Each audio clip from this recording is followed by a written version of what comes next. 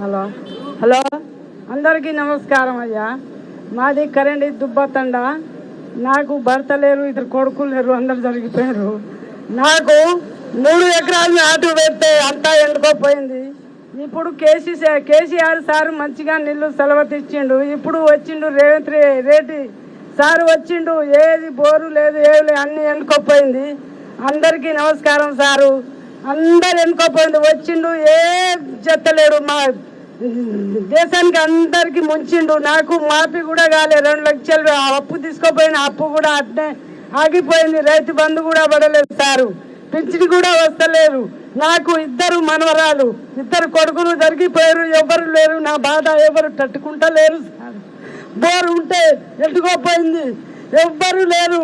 ఇప్పుడు నేను ఇంత మందు పోసుకొని తాగేది అయిపోతుంది. నాది ఎవ్వరు చూడలేరు నా బాధకు. ఇప్పుడు నాకు ఎవ్వరు లేరు. ఒక అల్లుడు ఉన్నా జరిగిపోయిండు, అన్న కూడా జరిగిపోయిండు. నా బాధ ఎవరికి చెప్పకుండా అయిపోతున్నా సారు. ఇప్పుడు నాకు రైతు బంధు వస్తలేదు. భూమి జాగా ఉన్న 3 ఎకరాలు అంతా ఎన్నుకోపోయింది సారు. రేవంత్ రెడ్డి సారు ఏం బాగు పెడతలేరు.